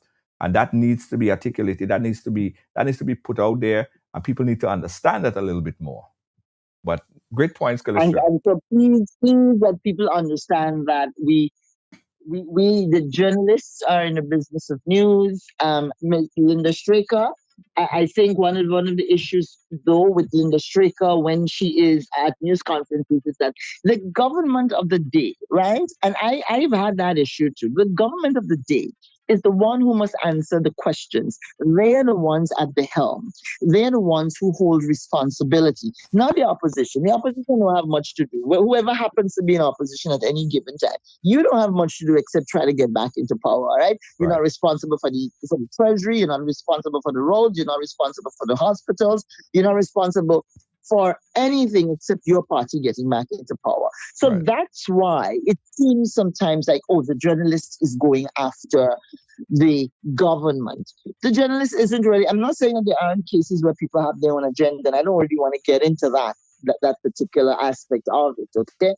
But sometimes when it appears as if you are going after the government, it is because they're the ones who hold the answers that are required at the time in the interest for public interest, for the public's right to know. So it's not about attacking the government or not attacking anybody. I came across a comment under one of the streams today. I think it was yours when I heard about all the bacchanal after I resurfaced from my other meetings. I went and I looked, and someone was taking issue with me, not in the usual vitriolic way that they attack me, but taking issue with me questioning the membership issue that the NDC is trying to introduce into their party.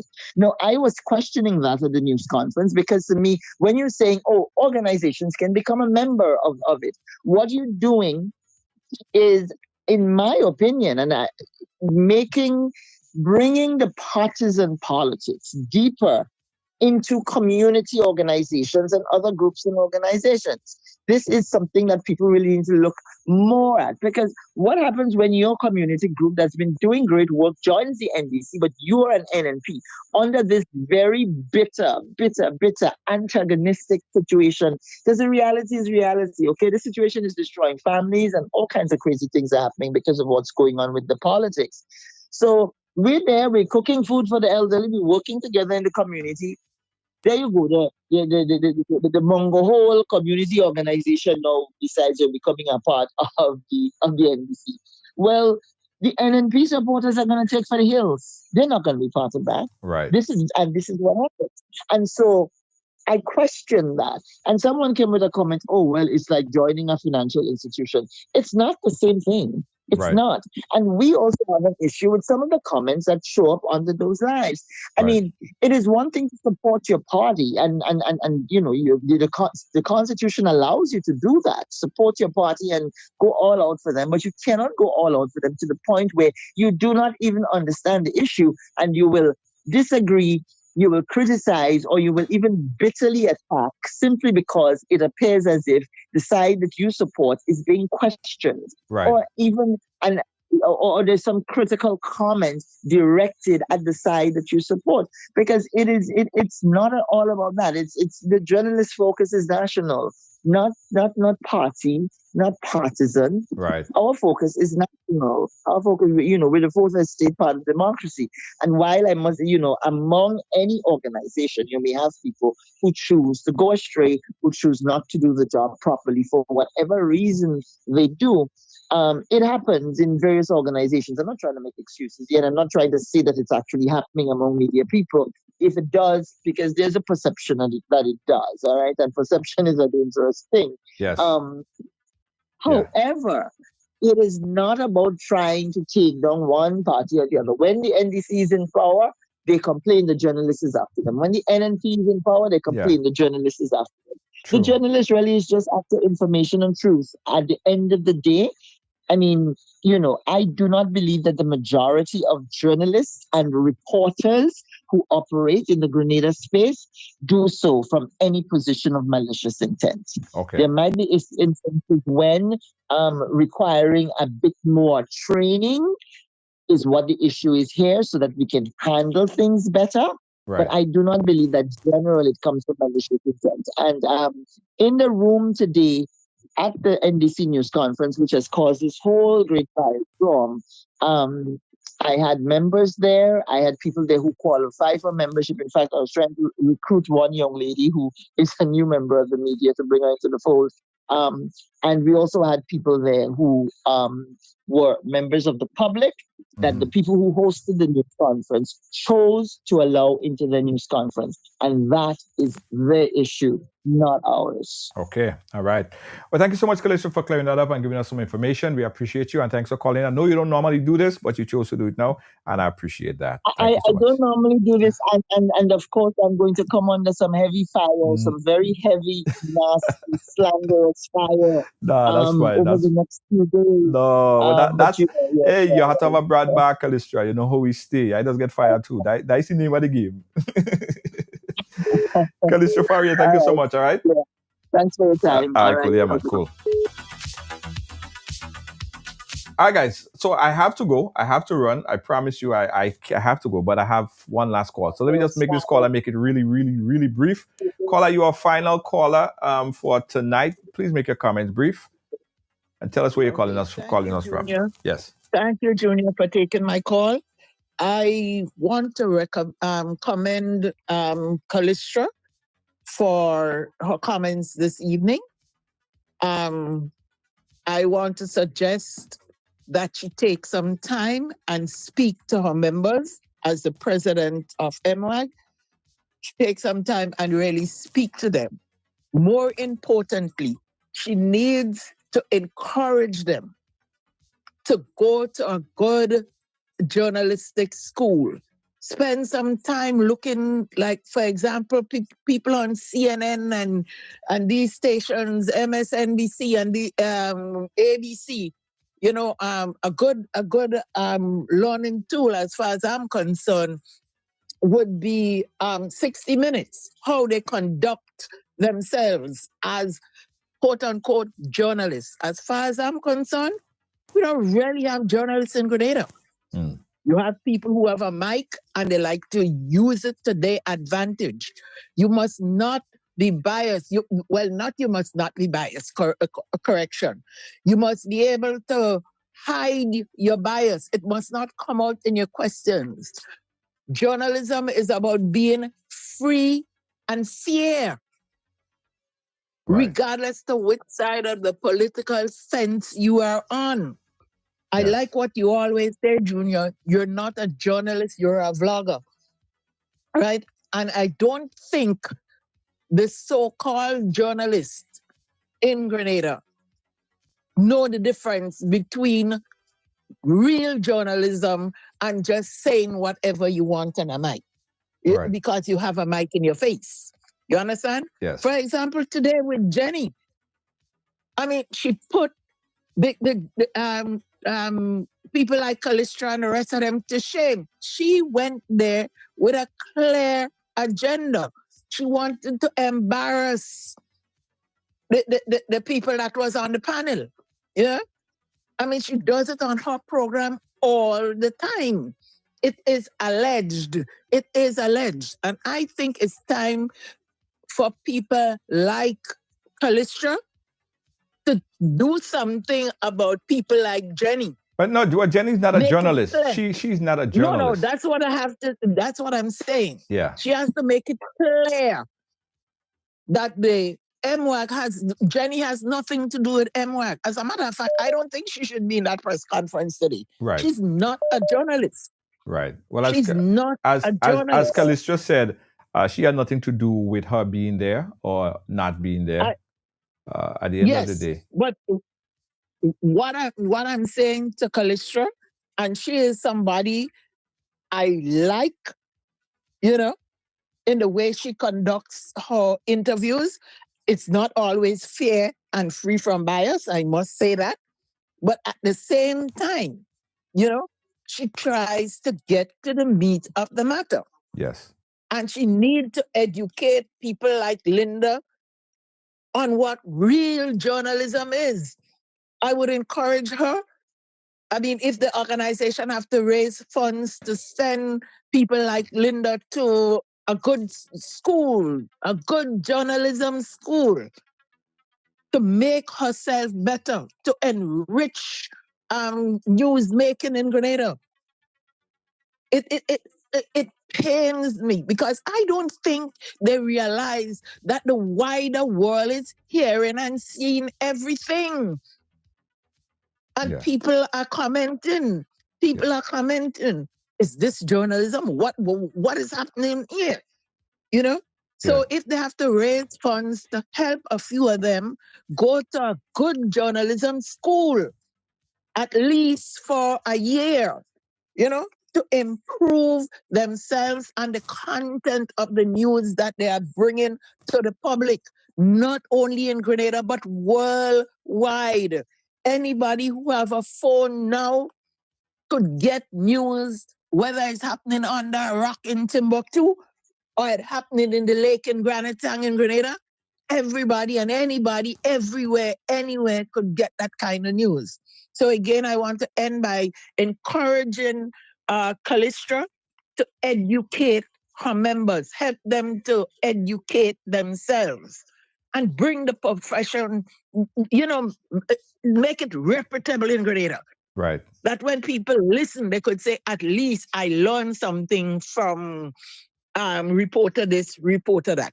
What I think is happening, a lot of them don't go out, right, and do their research.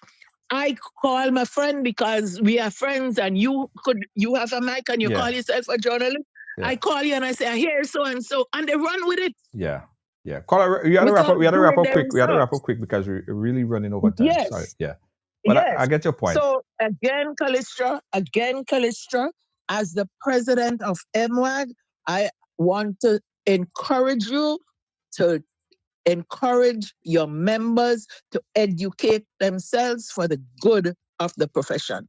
Thank you, Junior. All right. Thank you so much. Thank you so much, caller. All right, guys, we're going to wrap up right here.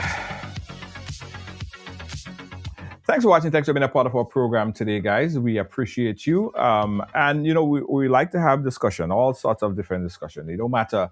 Some of you guys may not like the direction of the conversation. And every conversation that we have doesn't mean that I necessarily support it. But I think it's good to have difference of opinions, all right? And we welcome that. Oftentimes we call other people with difference of opinion and they neglect to come, they don't want to come, they don't like the pressure.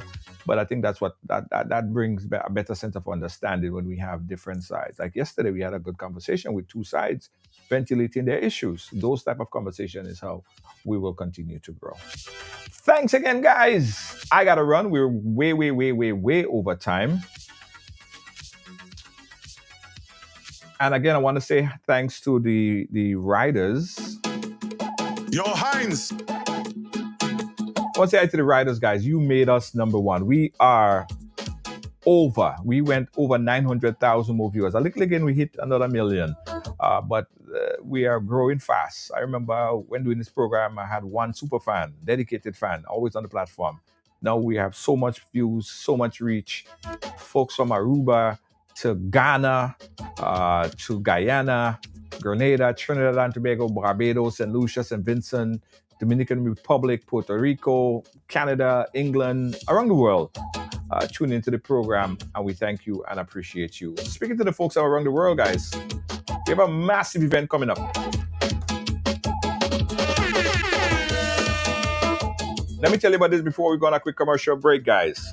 This is Amazing Colors. This year, we're not on the land, we're in the sea, aboard the Esther Sea. Spice Mass, Amazing Colors aboard the Esther Sea. Monday night mass on the Esther Sea. Yeah, man. Monday night mass on the Esther Sea. Real mass. Like a vampire, hold you on the ground in your chest, you got to get nailed. Jab the world with Usher, Justin Bieber, no PDD. Jab the world with fellas who only peeping you when you pee. Jab the world with DJ Khalid, Naida, Buju Montana. Jab rolling with Lava Man, cause we don't play with sweet man. I say jab don't play with baby oil. Ha! Jab don't play with freaky talk.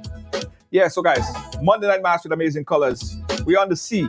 Also, guys, if you want to get a bike, an e-bike, ride e-bike, you can now book for group rides on the website, ride.gd.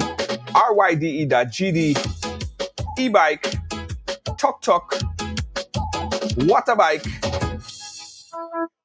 ride, excursions and tours. Go to the website, it's ride.gd.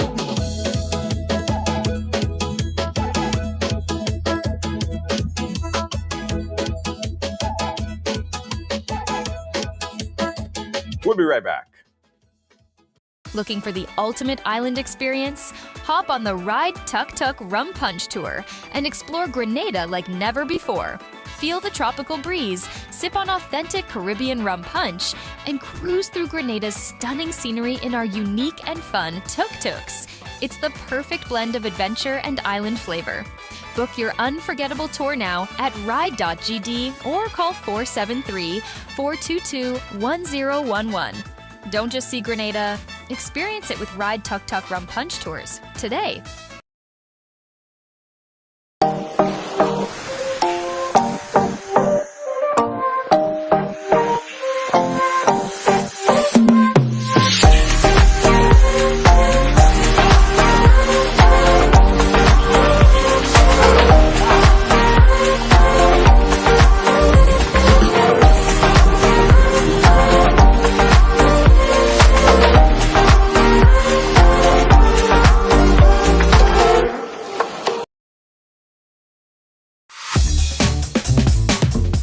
$10 on Playway, $20 backup on Pick 3, and cash for each, please. Okay, are you adding multi-X to your bet? Yes, multi-X, all of them. Smart! Best value bet. Backup and multi-X, you cannot go wrong. Don't matter the bet, multi-X all of the daily games. With multi-X added, your winnings can be multiplied 3 times, 5 times, even 7 times. So make it a rule. Add multi-X to all your Playway, daily Pick 3, and daily cash for bets every day and for every drop, and watch your money grow. Available at stores and online. You heard it here. Multiply your winnings daily. Must be 18 or older to play. NLA, making your dreams come.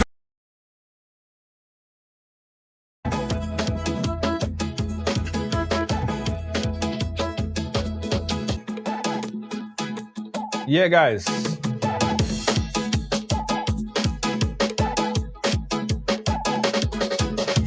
Once again, thanks for watching. Thanks for being a part of our program. On behalf of all of our production team here at Ride Along Live, our senior executive producer, Lois JJ, all of our moderators, our team members, our supporters, thank you so much, guys. You can become a supporter as well. There's a little button there, somewhere there. Just click it and become a supporter. Yeah, man. We thank you so much for supporting this platform grow from strength to strength, strength to strength. There are some people that have been supporters for 3 years. Thank you so much. Thank you so much. Click it and become a supporter. Give us some stars. We love when you give us some stars, guys. Yeah? Catch you guys again tomorrow, Thursday, Ride Along Live. Good night.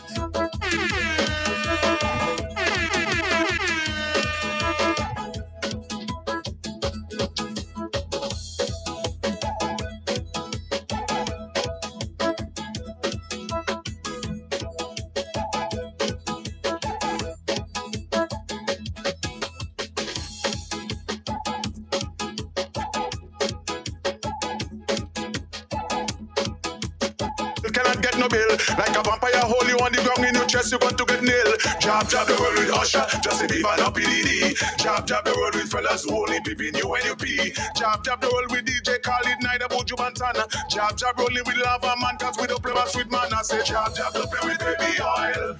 Ha! Jab don't play with freaky toy. No! Jab don't play with baby oil. Ha! Jab don't play with freaky toy. And the jab keeps singing, no low be the band. No low be the band.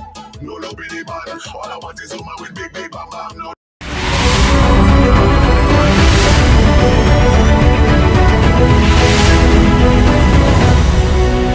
Ride Along Live. And then we turn around and jump them. Like dog, we hold them and pump them. In the lake of fire, we burn them. Say jab don't play with baby oil. Ha! Jab don't play with freaky toy. No! Jab don't play with baby oil. Ha! Jab don't play with freaky toy. And the jab keeps singing. No low be the band. No low be the with big